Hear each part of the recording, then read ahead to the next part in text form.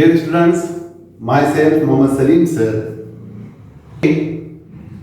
we are going to understand one of the important or essential life process of all living organism, that is cell division. Students, before this lecture, I have recorded the important question and answer, important questions which is given on page number 17 under can you tell. वो 5 questions थे, 5 questions को मैंने आपको समझाने की कोशिश की है और उसमें हमने ये समझा था कि सेल डिवीजन कितनी इंपॉर्टेंट है. तो स्टूडेंट्स, आज हम एक इंपॉर्टेंट सेल डिवीजन को पढ़ने जा रहे हैं. सेल डिवीजन की 2 टाइप्स होती हैं. एक टाइप कहलाती है माइटोसिस और एक कहलाती है मियोसिस. तो आज हम माइटोसिस क्या है ये पढ़ने जा रहे हैं. माइटोसिस दरअसल इसे हम मल्टीप्लिकेशन डिवीजन कहते हैं.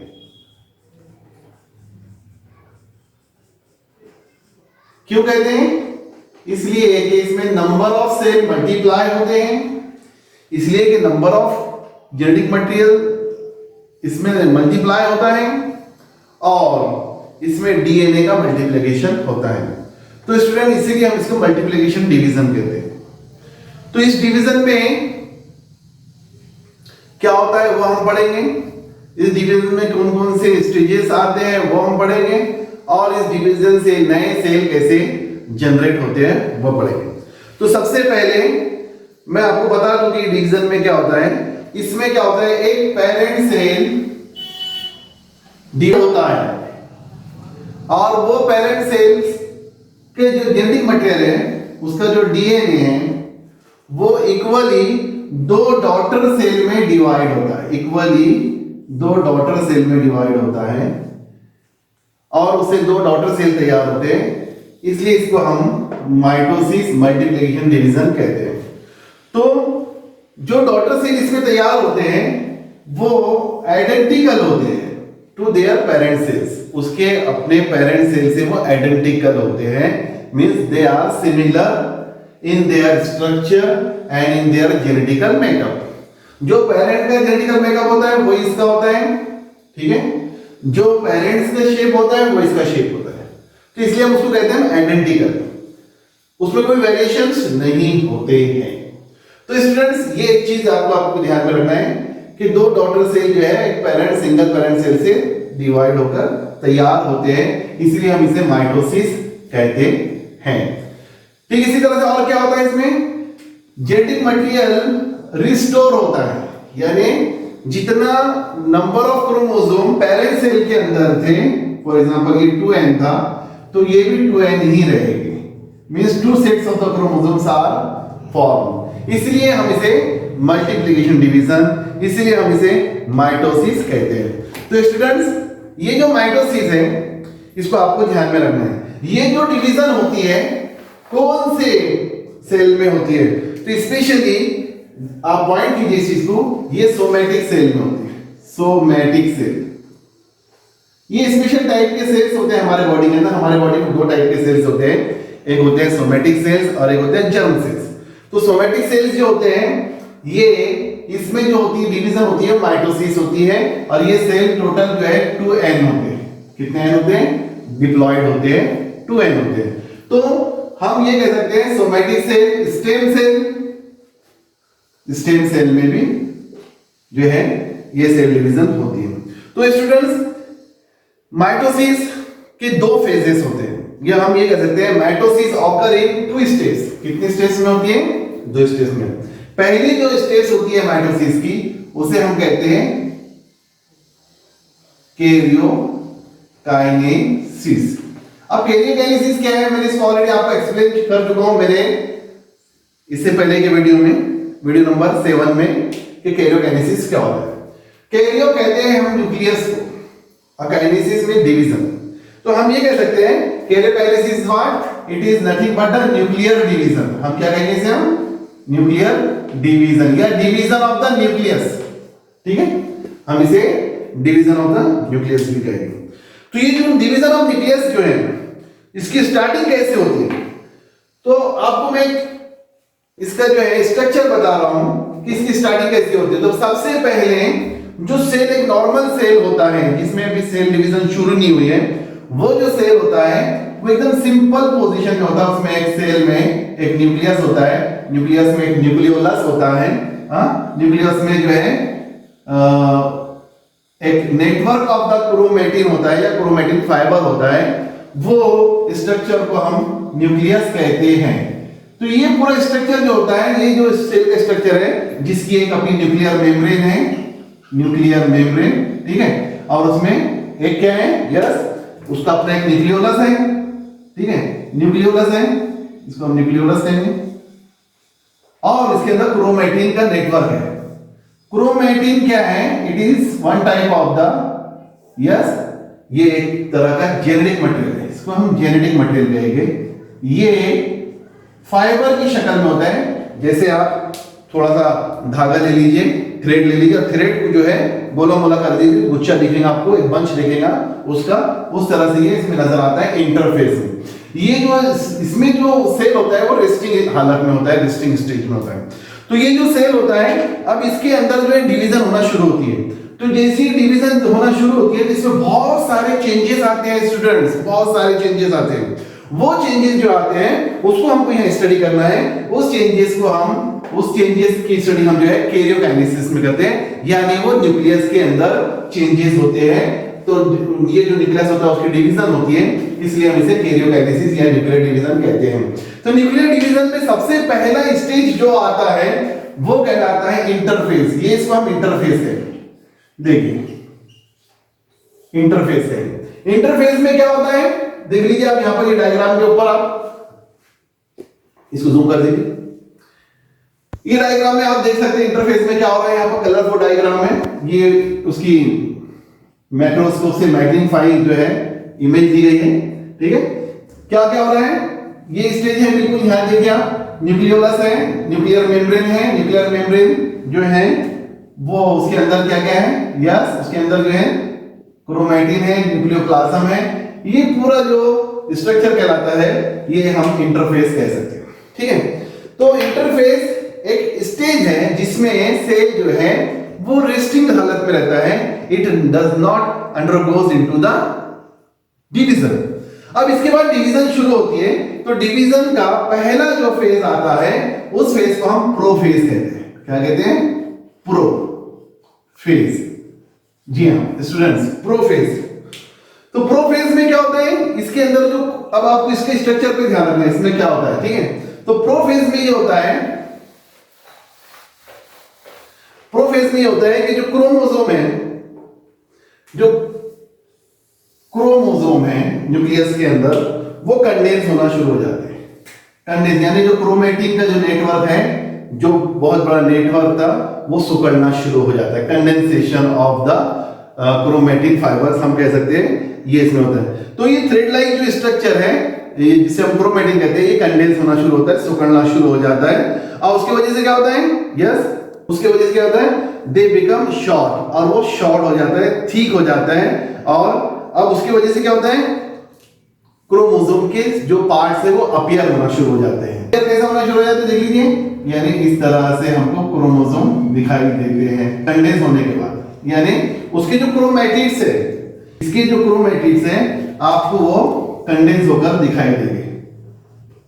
तो ये स्ट्रक्चर को ध्यान रखिए। एक स्ट्रक्चर क्या था पहले मैंने बताया कि उसके अंदर ऐसे पूरे नेटवर्क ऑफ क्रोमेटिन। अब क्रोमेटिन जो है, इसकी प्रोटीन्स कंडेंस हो गई, प्रोटीन कंडेंस हो गई, तो वो काय में तब्दील हो गए, यस, क्रोमैटिड्स में तब्दील हो गए। सिस्टर क्रोमैटिड्स कहते हैं, यानी एक क्रोमोसोम का जो पार्ट है, अगर हमने देखे होंगे, ये क्रोमोसोम है समझ लो, ठीक है ना।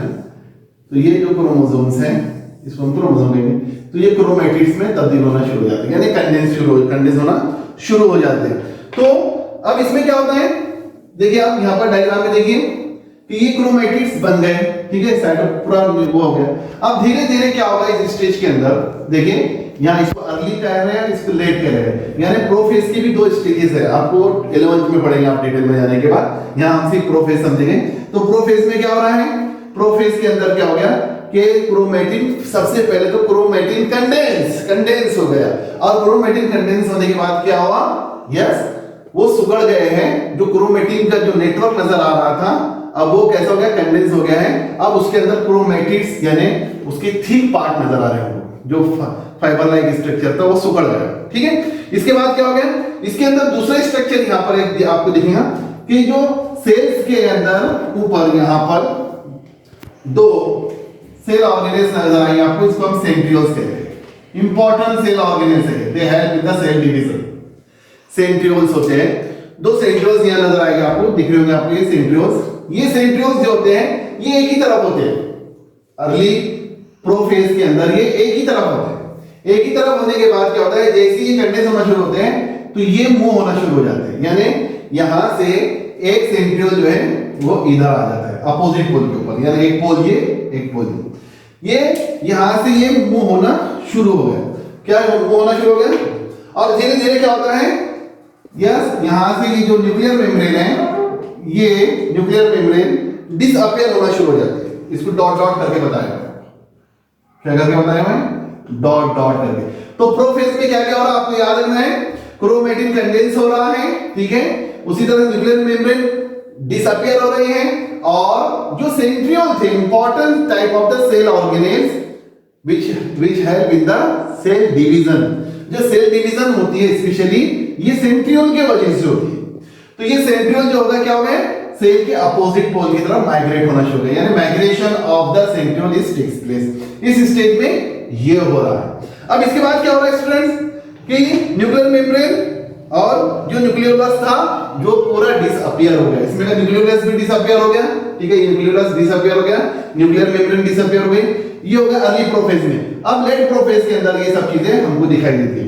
लेट प्रोफेज क्या होता है, जिसके अंदर आप पूरी तरह से क्रोमेटिड्स क्या हो गए हैं, क्रोमेटिड्स क्या हो गए हैं, यस कुछ क्रोमेटिड्स तैयार हो गए हैं। पूरा जो क्रोमोसोम है अब वो आपको वाज़े तौर पे इस तरह से दिखाई देने लगे, ठीक है, यानी क्रोमोसोम का नेटवर्क जो था क्रोमेटिन का वो चेंज होकर अब वो जो है बंच ऑफ द क्रोमेटिड्स आपको दिखाई दे रहे हैं। ठीक, इसी तरह इसी दौरान क्या होगा स्टूडेंट्स, ये जो सेंट्रियोल था, ये सेंट्रियोल ने क्या किया, अपोजिट पार्ट की तरफ चला गया। तो ये यहां से इस तरफ और यहां से इस तरफ जब ये आया तो इसके साथ साथ कुछ स्पेशल फाइबर्स भी डेवलप हुए यहां पर। उन फाइबर्स को हम स्पिंडल फाइबर्स कहते हैं, स्पिंडल फाइबर्स कहते हैं। तो ये जो फाइबर्स होते हैं दे help in the formation of the chromosome. वो कैसे करते हैं इसकी बाकी फेज में हम देखेंगे। तो अब ये दोनों तरफ दोनों जो है क्रोमोसोम डिवाइड हो गए हैं।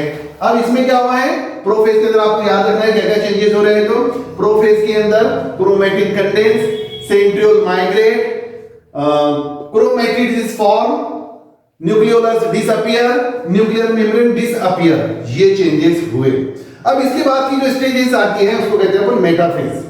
क्या कहते हैं students, after prophase which stage is come, yes एक को हम कहेंगे में प्रोफेज। प्रोफेज में क्या क्या हुआ मैंने आपको समझा दिया हूं, ठीक है। दूसरी जो स्टेज यहां आ रही है वो मेटाफेज कहलाती है। मेटाफेज यानी मिडल स्टेज। फेज यानी स्टेज भी होता है, स्टेज भी होता है, मेटा मींस मिडल, ठीक है। यहां पर देखेंगे आप इसमें क्या क्या हो रहा है मेटाफेज के अंदर। तो मेटाफेज के अंदर हमने देखे हैं कि जो न्यूक्लियर मेम्ब्रेन तो पूरी डिसअपियर हो चुकी है, ठीक है। क्रोमोसोम जो है अब वो फुल्ली कंडेंस हो गए। अब कंडेंस भी ऐसे हो गए कि आपको वो कहां दिखाई दे रहे हैं, देखिए जरा शक्ल के अंदर, अब वो बिल्कुल आपको बीचों बीच नजर आ रहे हैं। किसके बीचों बीच नजर आ रहे हैं, न्यूक्लियर पार्ट के, ठीक है, इस तरह से नजर आ रहे हैं। एक प्लेट वो तैयार कर रहे हैं, इस प्लेट को हम इक्वेटोरियल प्लेट भी कहते हैं।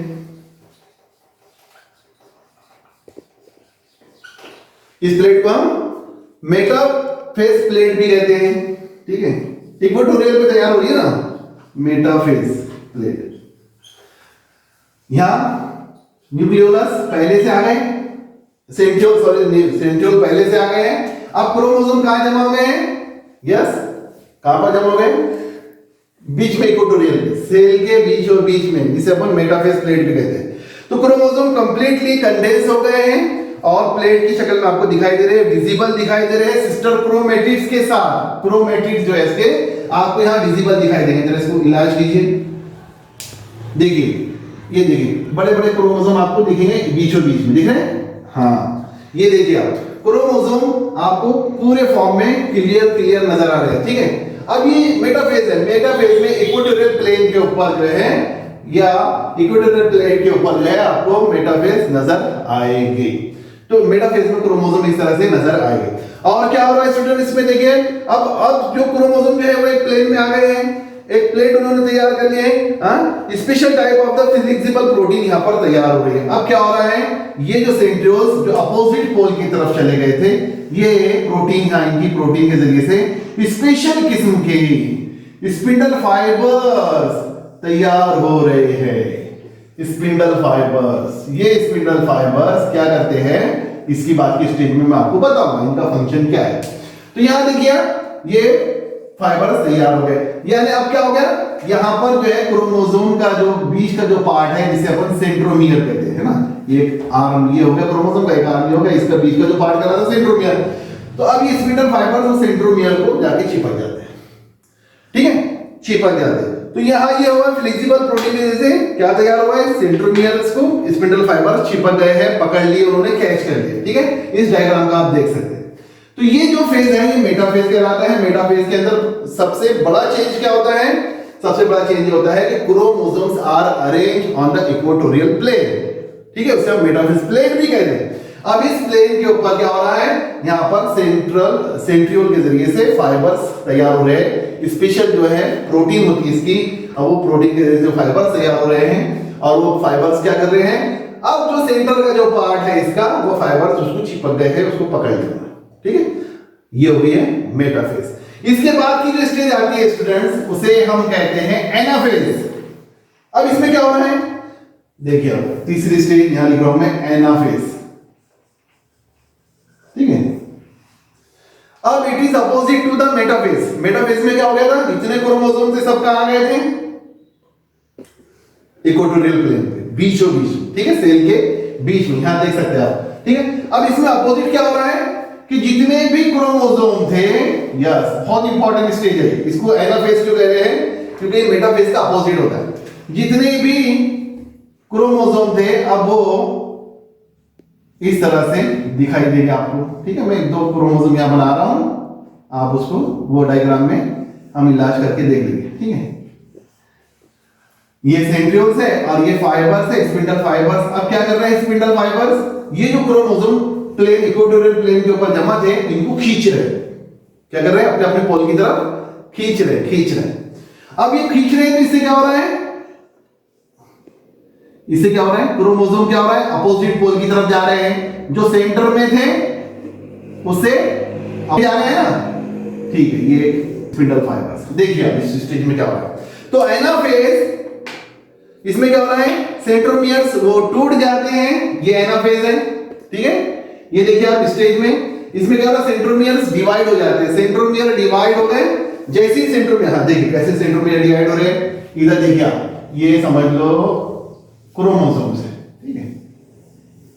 ये अब ये क्रोमोसोम, ये सेंट्रोमियर डिवाइड हो गए, तो ये जैसे डिवाइड होगा तो ये ऊपर की तरफ जाएगा, ये नीचे की तरफ जाएगा, ठीक है। आगे समझ लो आप, सेंट्रोमियर की डिवीजन हो रही है यहाँ पर। फिर क्या हो रहा है, स्पिंडल फाइबर क्या हो रहे हैं, वो सुगड़ रहे हैं, श्रिंक हो रहे हैं। स्पिंडल फाइबर श्रिंक हो रहे हैं तो क्या हो रहा है, वो खींच रहे हैं क्रोमोसोम को अपोजिट, अपनी अपनी तरफ खींच रहे हैं, कौन, सेंट्रियोल्स। जैसे ही वो फाइबर सुगड़ रहे हैं तो उसके जो सिस्टर क्रोमेटिड्स है वो अपोजिट पोल की तरफ चले जा रहे हैं। सिस्टर क्रोमेटिड्स हम ये कह सकते हैं आर पुल्ड अपार्ट, एक दूसरे को पुल्ड कर रहे हैं, ठीक है।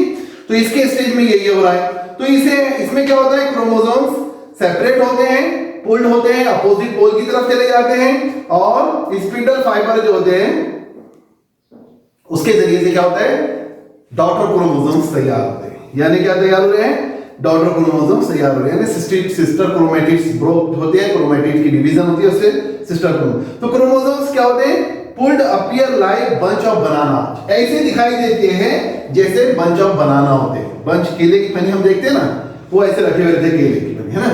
तो केले के दो, अगर आप केले को अगर देखेंगे तो वो ऐसे अपोजिट में बंच ऑफ बनाना टाइप आपको नजर आएंगे। इसमें आपको क्रोमोसोम इस तरह से नजर आएंगे। तो इसमें क्या होता है, क्रोमोसोम का एक सेट तैयार हो जाता है। क्या हो जाता है, इस set of the chromosome reach to opposite pole of the cell, यानी एक क्रोमोसोम इधर चला जाता है, एक क्रोमोसोम, यानी अब यहां क्या हो रहा है, हम कहते हैं ना कि माइटोसिस में इक्वल डिवीजन होती है, genetical material is equally divided. तो ये है वो, एक क्रोमोसोम जो है इधर चला जाता है, एक क्रोमोसोम इधर चला जाता है, एक क्रोमोसोम इधर चला जाता है, एक क्रोमोसोम अपोजिट पोल की तरफ चला जाता है। तो इस तरह से स्टूडेंट्स ये स्टेज जो होती है इसे हम क्या कहते हैं, यस, इस स्टेज को हम कहते हैं anaphase. Last stage of karyokinesis is telophase. अब टेलोफेज में क्या होता है, तो पहले तो मेटाफेज में क्या हुआ हमने ये देखा, एनाफेज में क्या हुआ कि अब क्रोमोसोम जो है वो अपोजिट पोल की तरफ चले गए, ठीक है। क्रोमोसोम कहां चले गए, अपोजिट पोल की तरफ चले गए, मींस इस तरह से, इस तरह से, इस तरह से, हाँ? अब ये क्रोमोसोम अपोजिट पोल की तरफ चले गए। तो अब इसमें क्या होगा टेलोफेज के अंदर कि जो क्रोमोसोम थे जो अपोजिट पोल की तरफ चले गए हैं,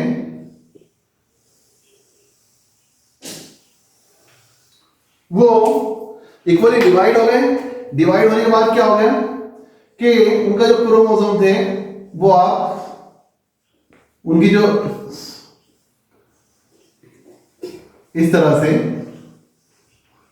समझ लो क्रोमोसोम, अभी दो पोल के ऊपर दो क्रोमोसोम चले गए टेलोफेज के अंदर। तो इसमें ये हुआ कि स्टूडेंट क्रोमोसोम जो है वो अपोजिट साइड तरफ चले गए हैं और कंडेंस होना शुरू हो गए, डिकंडेंस होना शुरू हो गए, यानी पहले कंडेंस हो गए तब डिकंडेंस, यानी उनकी जो एबिलिटी थी कंडेंस होने की वो खत्म हो गई और अब वो डिकंडेंस होना शुरू हो गए। और धीरे धीरे करके वो दोबारा थ्रेड लाइक बन जाते हैं। थ्रेड लाइक कैसे, जैसे एनाफेज में होते हैं, एनाफेज में जैसे होते हैं ना, एनाफेज में जैसे होते हैं थ्रेड लाइक हो जाते हैं, यानी दोबारा वो इस तरह से नजर आएगा आपको बंच ऑफ द थ्रेड के जैसा, ठीक है, थ्रेड लाइक हो जाएगा। ठीक इसी तरह से इसके बाद क्या होता है कि इनविजिबल हो जाते हैं, जो विजिबल हो गए थे, बनाना शेप देख रहे थे, बनाना शेप के जैसे दिख रहे थे, सिस्टर क्रोमेटिड्स उसमें दिख रहे थे, सेंट्रोमियर आ गया था उसमें, है ना। अब वो क्या हो गया, वो सब स्ट्रक्चर डिसअपीयर हो गए। डिसअपीयर होने के बाद वो थ्रेड लाइक दिख गए, डिकंडेंस हो गए। अब इसमें क्या हो गया, धीरे धीरे फिर न्यूक्लियर मेम्ब्रेन आना शुरू हो गई, न्यूक्लियर मेम्ब्रेन आना शुरू, इस तरह से न्यूक्लियर मेम्ब्रेन आना शुरू हो गई। और न्यूक्लियर मेम्ब्रेन के साथ साथ फिर क्या हुआ, इसमें न्यूक्लियोलस भी अपीयर हो गया, जो डिसअपीयर हो गया था न्यूक्लियोलस वो भी अपीयर हो गया। तो स्टूडेंट्स न्यूक्लियर मेम्ब्रेन आ गई, न्यूक्लियोलस आ गया, ठीक है, और क्रोमोसोम इक्वली डिवाइड हो गए, क्रोमोसोम इक्वली डिवाइड हो गए और स्पिंडल फाइबर तो टोटली गायब हो गए। अभी टोटली गायब होकर कहां चले गए स्पिंडल फाइबर्स, ये साइटोप्लाज्म में शामिल हो जाते हैं, कहीं भी शामिल हो जाते हैं, क्योंकि वो स्पेशल टाइप के प्रोटीन से तैयार होते हैं, इसलिए वो दोबारा जो है डिसॉल्व हो जाते हैं साइटोप्लाज्म के अंदर। तो दो डॉटर सेल आपको जो है, दो डॉटर न्यूक्लियाई आपको जो है टेलोफेज में नजर आएंगे। दो न्यूक्लियस उसमें होंगे, न्यूक्लियर मेम्ब्रेन उसमें आ जाएगी, ठीक है। इस तरह से एक स्ट्रक्चर आपको जो है एक ही सेल के अंदर दो न्यूक्लियस आपको दिखाई देंगे, ठीक है, दो अलग अलग साइड में दो न्यूक्लियस आपको दिखाई देंगे। और ये जो स्ट्रक्चर है इसके अंदर जो है हम देखते हैं कि दो न्यूक्लियस आपको दिखाई दे रहे हैं। अब इसके बाद जो होता है ये तो हो गया karyokinesis, means it is totally division of what, it is the division of the nucleus, जो हमने कहां से शुरुआत की थी किसकी, इंटरफेज से। इंटरफेज के बाद से पहली स्टेज जो है उसकी प्रोफेज, प्रोफेज के बाद जो दूसरी स्टेज आती है उसकी मेटाफेज, मेटाफेज के बाद जो आती है वो एनाफेज, एनाफेज के बाद जो फाइनल स्टेज आती है दैट इज टीलो, टीलो मींस लास्ट एंड। तो एंड स्टेज में हमको कैसे दिख रहा है, हमको सेल इस तरह से नजर आ रहा है जिसके अंदर दो न्यूक्लियस आपको दिखाई देंगे। इसमें क्या क्या अपीयर हुआ आप समझ गए हैं और क्या क्या डिसअपीयर हो गया आप समझ गए हैं। इसमें जो है जो कंडेंस स्ट्रक्चर था क्रोमेटिड्स का वो डिकंडेंस हो गया, फाइबर दोबारा फाइबर में तब्दील हो गया, ठीक है, कंडेंस बन गया, कंडेंस हो गया था, डिकंडेंस हो गया, ठीक है। इसी तरह से न्यूक्लियोलस आ गया, न्यूक्लियोलस आ गया और न्यूक्लियर मेम्ब्रेन रीअपीयर हो गई, जो डिसअपीयर हो गई थी वो रीअपीयर हो गई है। इस स्टेज को हम क्या कहते हैं, टेलोफेज कहते हैं, last stage of the karyokinesis कहते हैं। अब जैसे कैरियोकाइनेसिस हो जाता है स्टूडेंट्स, जैसे कैरियोकाइनेसिस होता है तो इसके बाद जो दूसरा स्टेप है वो कहलाता है, कैरियोकाइनेसिस के बाद का जो दूसरा स्टेज कहलाता है वो साइटोकाइनेसिस कहलाता है। क्या कहलाता है? साइटोकाइनेसिस। तो cytokinesis division of the cytoplasm. क्यों? क्योंकि ये सब कहां हो रहा है? ये तो सेल में हो रहा है। जितने भी चेंजेस हुए कहां है? सेल में हुए। तो पहले चेंजेस तो जो है वो न्यूक्लियस में हुए, तो न्यूक्लियस बना, टूटा, दो न्यूक्लियस बन गए, लेकिन अभी तो पूरा सेल बाकी है। तो पूरे सेल के अंदर जो साइटोप्लाज्म है इसकी डिवीजन होती है, और साइटोप्लाज्म की डिवीजन को हम साइटोकाइनेसिस कहते हैं। कैसा होता है? ये जो स्ट्रक्चर है ये दूर दूर चला जाता है, यहाँ श्रिंक हो जाता है, यहाँ पर जो है साइटोप्लाज्म जो है वो कंस्ट्रिक्ट हो जाता है, cell wall cell membrane constrict होती है, और उसकी वजह से साइटोप्लाज्म और सेल दो हिस्सों में डिवाइड हो जाता है। तो cytoplasm divided by cytokinesis and two new cells are form. इसके नतीजे में क्या तैयार होते हैं? दो नए सेल तैयार होते हैं। ये साइटोप्लाज्म जो है इस तरह से हम बोलेंगे कि इसकी डिवीजन होती है और दो नए सेल तैयार होते हैं। कितने नए सेल तैयार होते हैं? दो नए सेल तैयार होते हैं। अभी जो दो नए सेल तैयार हुए तो ये कैसे हैं? They are identical to their parent cells. ये जेनेटिकल मेकअप में सेट ऑफ द क्रोमोसोम के अंदर, शेप के अंदर, साइज में जो है आपको उनके पेरेंट सेल जैसे ही नजर आते हैं। तो दो सेल्स जो है, दो डॉटर सेल्स में, तो इन दिस प्रोसेस क्या होता है? एक नॉच तैयार होती है इक्वेटोरियल के ऊपर, इक्वेटोरियल प्लेन के ऊपर जो है एक नॉच तैयार होती है जिसमें डीप ग्रूव्स होते हैं, और वो डीप ग्रूव्स होने के बाद साइटोप्लाज्म जो है वो सिकुड़ना शुरू होता है, डिवाइड हो जाता है इक्वली, और फिर सेल मेम्ब्रेन जो है टूट जाती है, दो सेल उसमें से तैयार होते हैं। तो इन दिस केस क्या होता है स्टूडेंट्स? यहां देखिए आप, however in this case of plant cell instead of notch cell plate is formed, यानी एनिमल सेल के अंदर जो है वो अलग डिवीजन होती है साइटोप्लाज्म की, और प्लांट सेल में सेल वॉल की वजह से अलग होती है। तो form exactly along mid line of the cell, यानी जो सेल की जो मिड लाइन है उसके अंदर ये होता है। साइटोकाइनेसिस यहाँ पर कंप्लीट होती है। तो mitosis is essential for growth of cell, यानी मल्टी सेलुलर जो ऑर्गेनिज्म है इनके ग्रोथ के लिए और इनके डेवलपमेंट के लिए माइटोसिस जरूरी है। अगर ये माइटोसिस नहीं होती तो हम क्या कह सकते थे? Yes, it is necessary for restoration of the genetic material, यानी नंबर ऑफ क्रोमोसोम जो है वो रिस्टोर हो जाते हैं। ठीक है, इमिसिएटेड बॉडी के लिए जरूरी है, इसी से जो वुंड हीलिंग के लिए जरूरी है, formation of the blood cells के लिए जरूरी है। ठीक है, जो नए नए फॉर्मेशन सेल्स के होते हैं हमारे ब्लड के अंदर उसके लिए जरूरी है। तो स्टूडेंट्स ये हुआ है माइटोसिस। तो माइटोसिस के अंदर दो स्टेजेस रहते हैं, एक कहलाता है कैरियोकाइनेसिस, एक कहलाता है साइटोकाइनेसिस। कैरियोकाइनेसिस जो डिवीजन ऑफ द न्यूक्लियस है उसमें चार स्टेजेस आते हैं, प्रोफेज, मेटाफेज, एनाफेज, टेलोफेज। और टेलोफेज के बाद जो फेज फॉलो होता है, जो स्टेप आती है, that is cytokinesis. Cytokinesis is the equal division of the two nucleus to cell, and equally divided, cytoplasm is equally divided into two cells, and it is the division of the cytoplasm. I hope that students you understand the mitosis.